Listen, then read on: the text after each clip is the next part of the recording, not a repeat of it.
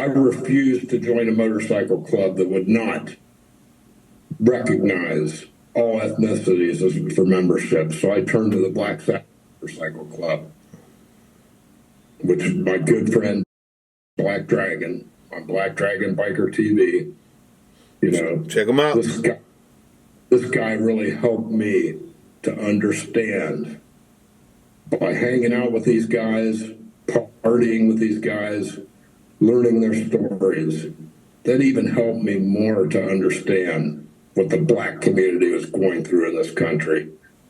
And we're not going to tolerate this shit anymore. And I'm telling you right now, people of my ethnicity, once they've gone through everybody else doing this, if you offer resistance, guess who they're going to come to? Maybe last. It probably will be last. But you know what? If you offer any resistance to the regime and it gets on social media, they're going to come for you in the end.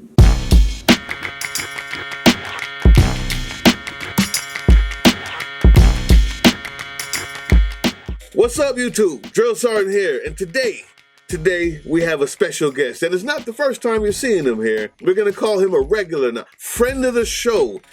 Okay, we have someone running to represent Ohio in the 6th district, running for, of course, Congress.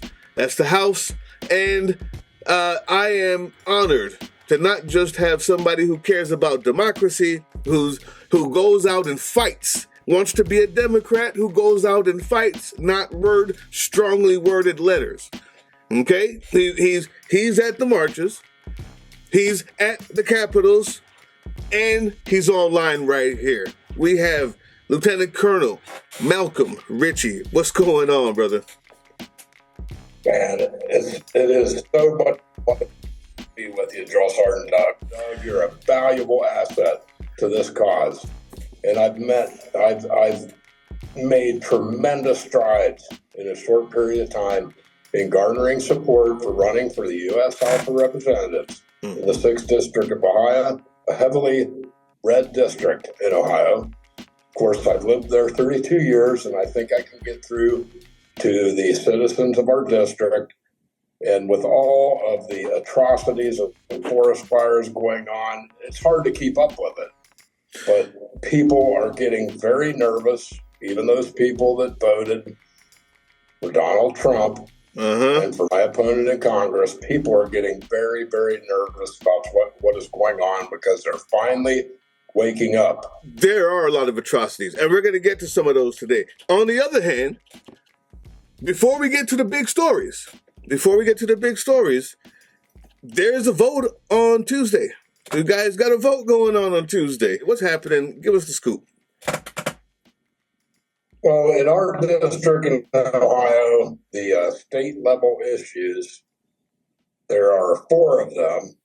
The 2 most important, of course, in our district in Ohio is Issue 2. Issue 2, right. It's a state infrastructure that allows the state of Ohio to do infrastructure building type of things like repaving roads, redoing bridges. You know, in my area in Tuscarawas County, there are no candidates on this. Okay. So I want to vote yes on the infrastructure bill because it's not going to increase anybody's taxes.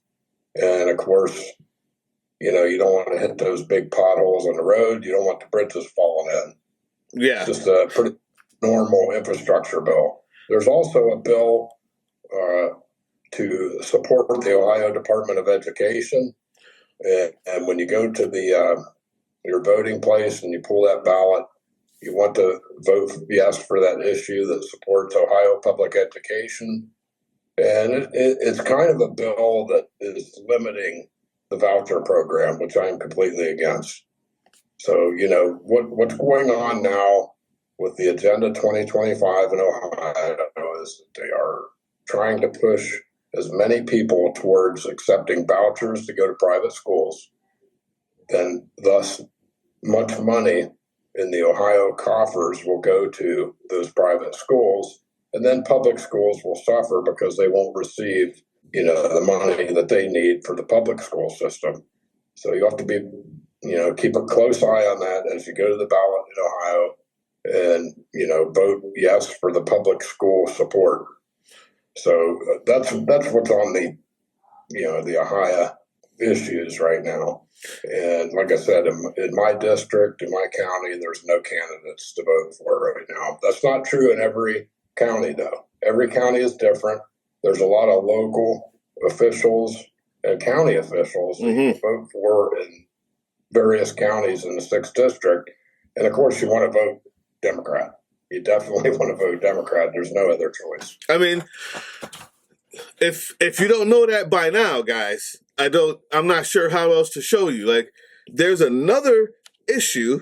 It's in the state legislature. House Bill 6. House Bill 6 is trying to get rid of, as well as they said it, get rid of certain fees on the electric bill I guess, for out-of-state electricity, in an attempt to bring more electric companies or maybe more utility companies to the state. They're trying to get rid of the taxes, extra taxes. They're trying to make it sweet for people doing solar. And the main reason for this is because they see on the horizon the AI mega structures that take all the energy, all the resources, give it to computers to feed oligarchs, and take it from the people who live in the state and actually could use it as a human being and not a computer. What's going on in Ohio with these AI structures? It seems like they're being built up. At least that's what it looks like from the research that I've done. Is that the case? Are we afraid of that? Is there an AI boom there? And how's that going to affect the energy that you guys will be using in their future? Well, just as Bernie Sanders said, this AI problem is going to be a problem for the working class people in the United States and in Ohio. And really, the only way to defeat this is to come up with a civil corps, kind of like they came up with during the Depression. I think it was called the Civilian Conservation Corps or something like that. Mm-hmm. And the answer to this, that the petroleum industry does not want to hear, that we may be able to actually get the electric corporations on our side, that some people on both sides of the issue, especially our environmentalists, are kind of nervous about. But I'm just going to put it out there right now. The answer to this is a nationwide nuclear power plant rebuilding. We can replace all of our gas-fired power plants and all of our coal-fired power plants with nuclear power plants, which emits no greenhouse gases. There are issues and risks involved in utilizing nuclear power, but look, Europe has done this for many years. The other part of this process is that we can no longer rely on interstate highways, the combustion engine in our cars, or the diesel engines in our trucks to continue on into the future. We must do a massive project in the United States and, of course, in the state of Ohio to have a high-speed electric railroad system within the United States. We're way behind on the rest of the world. You know how easy this would be? Unbelievable. I mean, so nuclear obviously has its issues because people are scared of the ramifications of a meltdown, a mess up. You never hear about nuclear going right?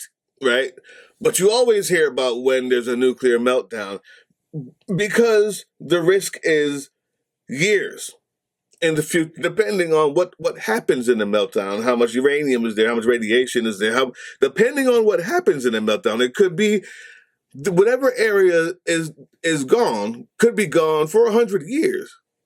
You might not be able to do anything there practically, and the health of the people there for 100 years. So the person who just saw my video on the XL pipeline and how much oil is being spilt, tar sands oil, my issue isn't that, if the pipeline works well, then that's it's just a climate change issue, although that is one. But the other one is the damage that can be done if it doesn't go well continues to hurt the farmland, the agricultural lands, the water, the drinking water in the area. So the person who just saw that video may say to themselves, why nuclear as opposed to other actually renewable energies? And what about the fallout of it? Does the risk not outweigh those benefits that you're talking about? Well, yes, my answer to that is that so far, now there may be things in the future that come up through science and physics that can present us with a better energy alternative. And there's all kinds of conspiracy theories out there about that. But as far as I know of, it's proven that nuclear power right now is the best that we can do to get rid of the petroleum industry. So if you look all through Europe and all through Asia, they have very new electrical power grids that are energized by nuclear power plants.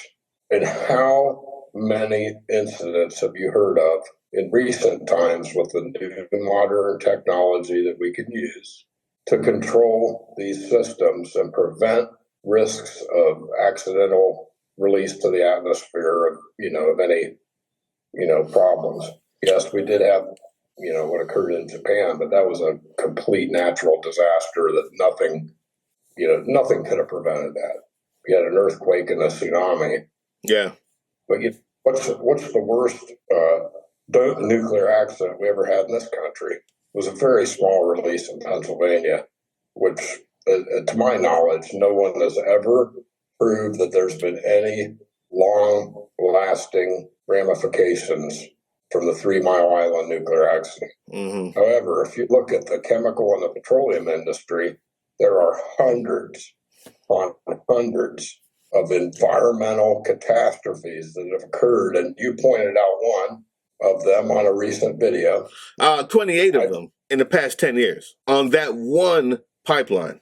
Yeah, and I pointed out the recent accident a couple of years ago in East Palestine, Ohio, for the Norfolk Southern train that released all that vinyl chloride. Everything, and that's a petroleum product. Yep. So the more we rely on petroleum products, the deeper we immerse ourselves in basically being behind the rest of the world. And, this could be a huge civil works project. Could you imagine, creating an electrified railroad system throughout the United States of America, which would be the hugest project that this country has ever undertaken? Mm-hmm. You defeat the AI problem. You put people to work building this electrified railroad system that could serve both passenger and freight.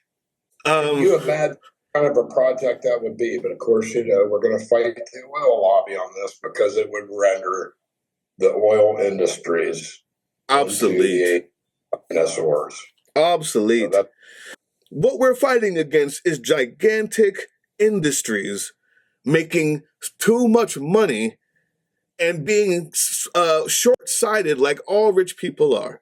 The dumbest people on earth. It's hard to understand how you could get rich being so short-sighted. But it's not about that. It's when you're rich, your IQ level has to go down a certain amount to keep all of that, right? To get richer. Or else you'd realize, wait a minute, if I paid more taxes and paid my people more, my company would make more money in the long run. And then but because they see the number on a sheet that says, you paid this much this year, they go, no, I want less, right? They're the dumbest people. Money gives you low IQ points is the point. Am I right? That's your question. Does money give you low IQ points? Well, should we eat the rich? Yeah, greed gives you low IQ points, but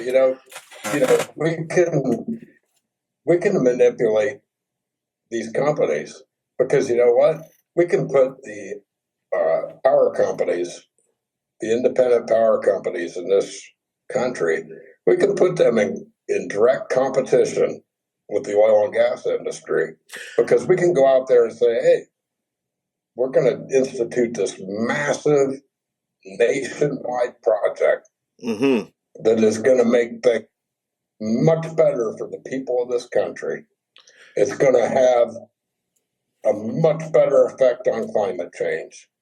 It's better all the way around that we make this investment and we align ourselves with the public and private utilities of this country to make this happen. I mean, this is a win-win for everybody except the oil and gas industry, and it's going to be a battle. But if we can get the public and private utilities on the side of this type of concept, I think that battle can be won, and we have to win it. We have to win that battle. We have to. There is no choice. We're without one, yeah. Yeah, you can keep your gas car and, run it around with your historical plates on it. This is the future. But if we have this newly rebuilt electric power grid in this country, we can have this high-speed freight and passenger railroad system, and we can also have the ability to have electric cars and be able to sustain, we have a grid that can sustain the charging of electric cars during trips for people that own their electric cars. And also, the technology is going to get better for these batteries and electric cars. The mileage is going to increase as competition goes on within the auto industries worldwide, and which brings another point. We are in a worldwide economy, and what this president and the Republican Party is doing is trying to deny a reality of 2025. We're in a world economic system where the United States is no longer the supreme authority to tell the entire world because the rest of the world right now is already telling us to F off, okay? Yeah. You can see it, what's going on. If we do not participate democracy in the world economy, the rest of the world is going to turn against us, and we are going to become a third world nation with a broken infrastructure, and much like Cuba is now. What do you see in Cuba? 1960s cars and stuff running around the streets of Cuba? That's point. What the United States is going to don't get our shit together and realize that we have to advance into the modern age, keep up with the rest of the world, acknowledge that China is a competitor, but not an enemy. And we do not need to go to war with the entire damn world to enable to have a prosperous country. Believe it or not, I believe that most people 20 years ago knew that instinctively, because most people 30 years ago knew that instinctively, because we were close enough to watching it almost happen with the Cold War, right? We were close enough to the backlash of the Vietnam War that defined an entire generation, right? We were close enough to these things. But a dictator absolutely needs to build consensus and consent, and the best way to do that is around quote-unquote patriotism, starting wars. Once your sons and daughters are dying, you no longer have the type of overview of reality that you should have, the outside view. Because once your son and daughter's dying, you're mad, you're angry, and you're pro-patriot. We gotta go get those guys, right? So I believe that he knows, and I've said this before on Sons of Liberty. People, he's trying to build consent. Whether it's Mexico, Greenland, Canada, it doesn't matter where. He just knows that as the policies continue to only make 5 people on earth rich and everyone else poor, the only way to keep you eating that red meat and being okay with poverty is this patriotism, this forever war, this everyone against us feeling. It's manufactured consent. It's as old as dictatorship itself. And I believe that's exactly what it's going for.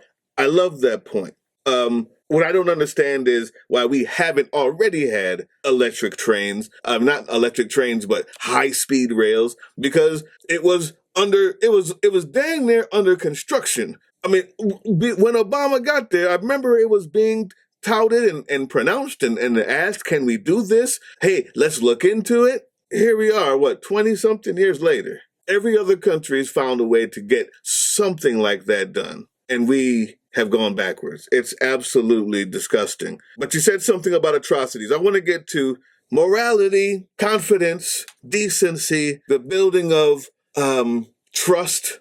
Because as you're watching right now, the Constitution is I won't cuss, is a frickin' piece of paper. All it takes is one maniac to say, I'm not going to do anything. I'm not going to go with it. I'm not going to follow the rules. And if he gets away with it, democracy is done. So I want to pivot to these atrocities. But where we're allowed, our people 20 years ago weren't different people. But what they have been is injected with this poison of the right-wing media, of constant gaslighting, of constant dehumanization, and an entire half of our country has become unrecognizable. And it's not just their fault. I need to remember to say that. It's not just their fault.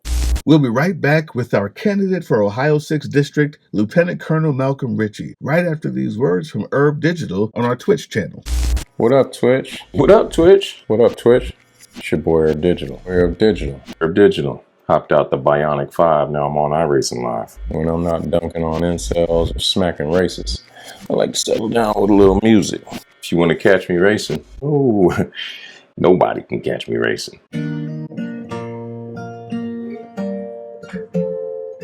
But if you want to see me racing, follow me. Twitch.tv/politicaldraindigidigital. Knowledge is power. See, my old man's got a problem. Lives by the bottle, that's the way it is. And last but most importantly, practice your Second Amendment rights and learn how to protect yourself and your loved ones. Shit is getting real spooky out there. And your boy Herb Digital ain't for them games. Herb Digital out. See, my old man's got a problem. Lives by the bottle, that's the way it is. Said his body's too old for working. Said his body's too young to look like his. But there was a story that you wanted to talk about cops. Now, black folks have always been dehumanized. It was getting better. These people have now had, these people meaning our literal government, the people the MAGA voted for. Those people, the degregates, that bastion of evil has now turned enough people to their side that this can happen every day while they smile. And I'll let you take the lead on it after we watch this, Malcolm. It's an unbelievable story. A K-9 cop kills an innocent man for a false burglary call, and the police, well, they think it's funny. Put in a full mask. Hell of a thing. I'm taking you to Alabama. The family of Mr. Joseph Lee Pettaway has filed an appeal stemming from an incident where police allowed a police dog to attack and kill Mr. Joseph Lee Pettaway. Can you hear this? He committed no crime. Mr. Pettaway, 51, died from a torn femoral artery. That's according to his attorney, Griffin Sykes Jr. There's more. The incident took place during the early hours of July 8th, 2018, after Montgomery police received a call from a man named Gary Dixon. Mr. Dixon reported an intruder inside of his home, not realizing it was his friend and his co-worker, Mr. Pettaway. Pettaway and the man, along with another man named James Jones, had been hired to repair a dilapidated house that had been vacant for some time. So they were installing new floor. You got sheetrock. On July 7th, the men spent the entire day working on the house, then had a backyard barbecue that evening. After the get-together, Mr. Pettaway and Mr. Jones left the home while Mr. Dixon decided to spend the night. At around 3 a.m. the following morning, Pettaway returned to the home, knocked before entering the home, rousing Mr. Dixon from his sleep, who believed it was an intruder because he was not expecting Mr. Pettaway to the makings of a misunderstanding. At this point, there's more. Dixon left the home, called the police. So he runs out. He calls the police. 5 officers arrive, including Nicholas D. Barber, who arrived with a K-9. The officers surrounded the house but made no attempt to communicate with anybody inside. This is according to the written appeal. I know it's taken a while, but Nicholas D. Barber all of this is important and allowed his police dog inside the home. Once again, no communication has been made. The police dog found Mr. Pettaway underneath a bed and bit into his thigh, refusing to let go. Quote, the dog found Mr. Pettaway under bed at 3:15 a.m. and attacked him with its teeth, the appeal states. Quote, the dog locked its teeth into Mr. Pettaway's left thigh or crotch, where his legs meet his torso. As the dog tenaciously held its bite for almost 2 minutes, the dog shook its head, driving its teeth deeper into Mr. Pettaway and rupturing his femoral artery. But there's more. By the time Mr. Barber pulled the dog away, Mr. Pettaway was already unconscious. The cops then dragged the bloodied black man outside of the house, left him on the sidewalk, where they stood around mocking him. Quote, 4 to 5 police officers are standing directly over Mr. Pettaway's unconscious body, illuminating him lying on the sidewalk with their flashlights, while his blood pools underneath him. Sykes Jr. said in the email interview with Atlanta Black Star, quote, while standing there, the cops can be heard joking and laughing. Now, one states, I guess he's okay, to which another cop replies, well, okay is a relative term. He's still breathing, after which there is laughter. Now, before I go in too hard, the fact that you brought this to me lets me know that you too have the type of a heart that I want to see in Congress. Do something about this. Talk about this. Do not mince words. All right, let's look at it. They started with the undocumented immigrants. Look what they're doing to them, sending them to concentration camps, no due process of law whatsoever. Okay, there's always been police brutality in this country against the Black community. But in 2025, for this to still be happening, I tell you, incomprehensible. And it takes everything within my being, for example, to say going into June 6th in Washington, D.C., for us to still have peaceful protests. This is just so inhumane by this police department and what they did. You know, I served 32 years in the military, and I can tell you that every conceivable, I'm not going to talk about race anymore. This just pisses me off too.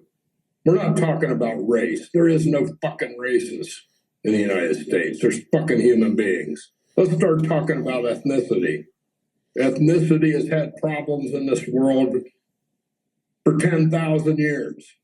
This is an ethnicity problem. Let's stop talking about race. We're all human beings.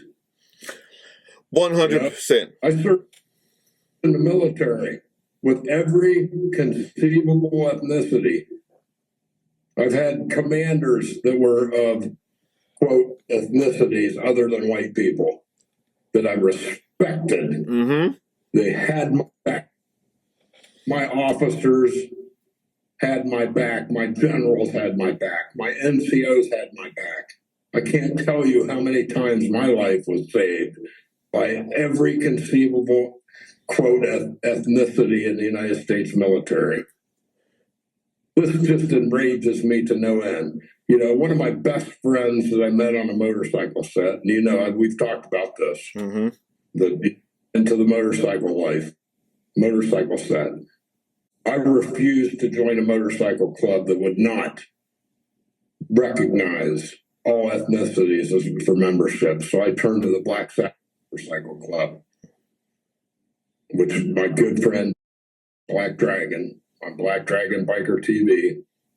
You know, check him out. This guy really helped me to understand by hanging out with these guys, partying with these guys, learning their stories. That even helped me more to understand what the Black community was going through in this country. And we're not going to tolerate this shit anymore. And even in my community, that would have never been done by police.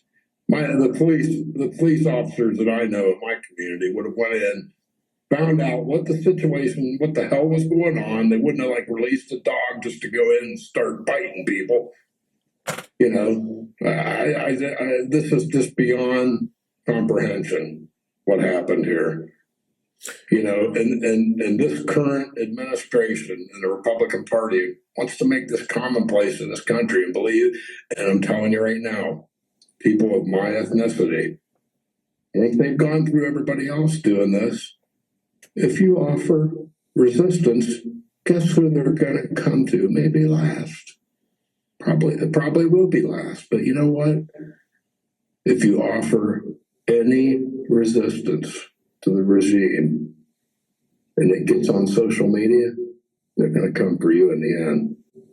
That's what I hope to stop by being elected to Congress. We got to turn this around, folks. This is a 4-alarm fire. And a lot of Democratic parties in the counties still don't get this yet.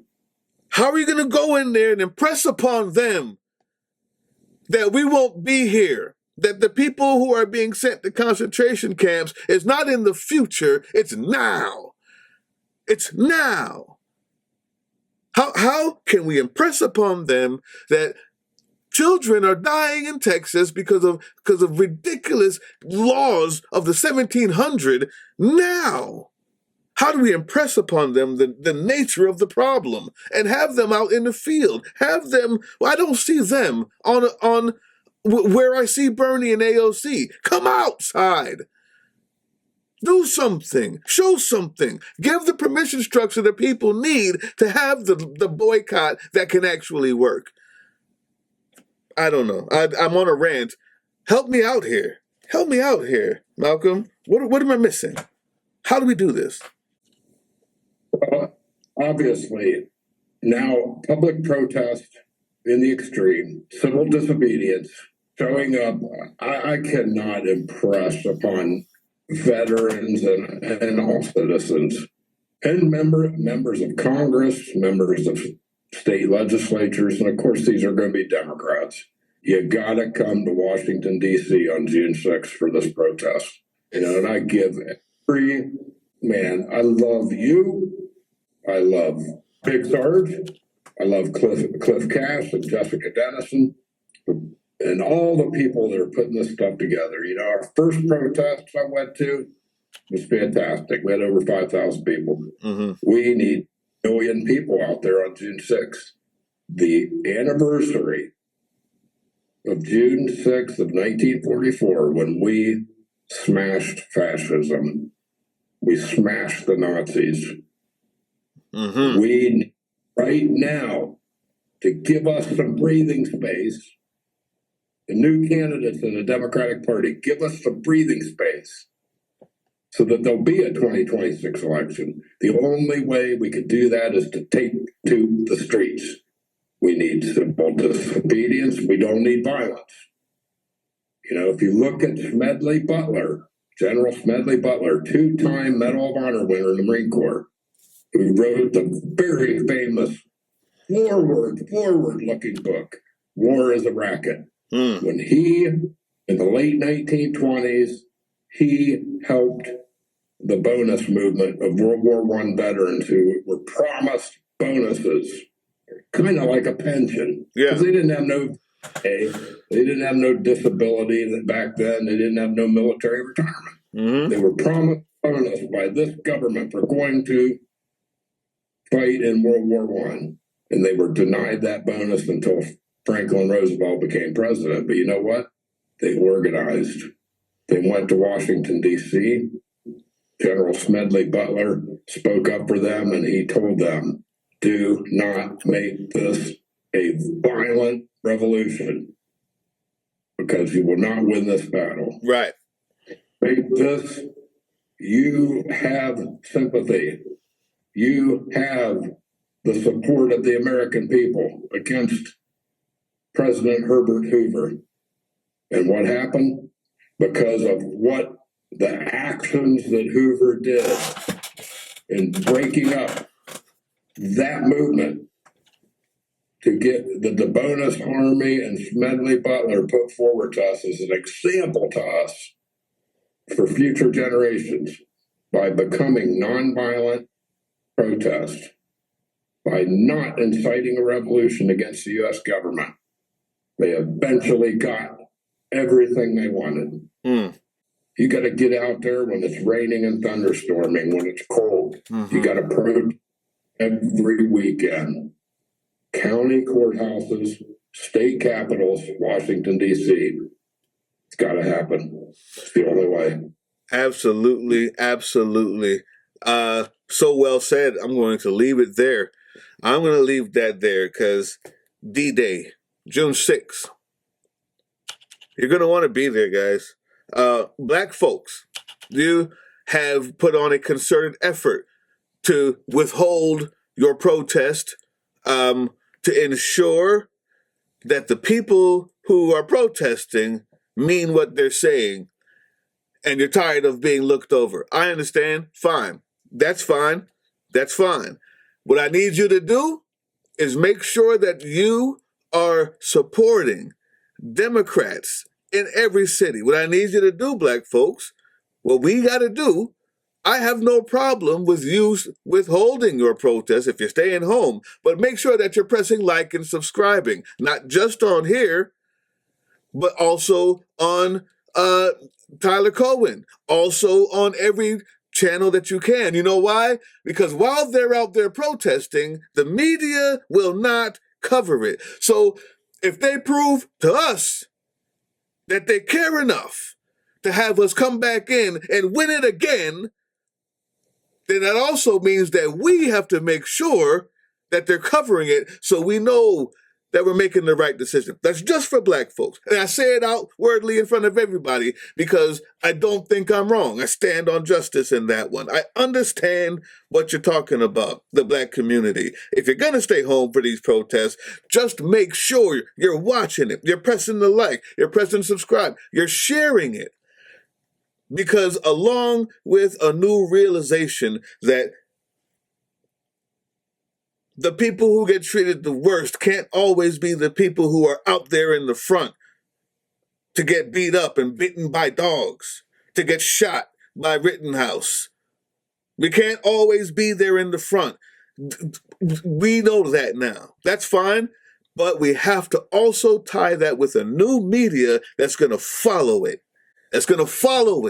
Lieutenant Colonel Malcolm Ritchie running for 6th District in Ohio. I'll give you the final word, and I want to leave it just at that, about the protest, and I'm done. I really appreciate you bringing that back up, June 6th. And please tell the people where they can find you and how to donate and how to help you win this red district. Thank you very much, Sergeant Doug. And you can find me very easily. Malcolm, M-A-L-C-O-L-M, Ritchie, R-I-T-C-H-I-E, for Congress on Facebook. Search Facebook, you plug into that. You can also mail me paper checks to my address, but I would rather, you come to Ritchie for Congress, send me a message, and I'll give you my address to send it to rather than putting on this right now. But I want to say, I got to put out there, this is not hyperbole. This is not bullshit. I will myself lay myself on the line for the United States Constitution and the Bill of Rights. I can no longer tolerate all these atrocities that are going on, including the new executive order, which basically says, Trump saying police can arrest any of us for any reason that they conjure up in their damn minds without even reasonable suspicion, probable cause, or an arrest warrant issued by a judge. And they're testing the waters, buds. Folks, they're testing the waters. And it's just fine. They're testing it, and it's lukewarm with the perfect pH. They're jumping in. It's just fine. Nothing has been able to stop them. It's our turn. You know what? Well, I will put my life on the line for all of you. This is no BS, because I'm going on June 6th. You were there. And if things get rough, I'm going to be right up there in the front. I'm going to sit down on the ground and lock arms with people. And if they take me to jail, and just like I said before, if they take my military pension away from me, so be it. If they take my railroad retirement away from me, so be it. This is a fight for the survival of this country. And I'm 100% in. And I will support everyone in any way I can. Statements like that ensure that political drain and all affiliates we endorse. We endorse Lieutenant Colonel Malcolm Ritchie. And I'm going to leave it right there. There's nowhere better to end than that. Sir, thank you so much. And I won't call you sir again, but I say that to everybody before I leave. Educate yourself. Educate others. Come back for more. Hey, yeah, you. Before you click away to watch someone unbox a tactical toothbrush, let's talk about something real. Political drain isn't just another content mill. We're a digital front in a very real war. Not with bullets, but with ideas, with action, and with solidarity. We pair urgent news with critical education. And we build community around actual resistance, not the hashtag kind. The kind that moves. But here's the thing. None of this is free. It isn't. Behind every video is time, labor, research, and some weird guy asking if we're going to pay the hosting bill. And yeah, some of that money goes to things we can't necessarily say out loud.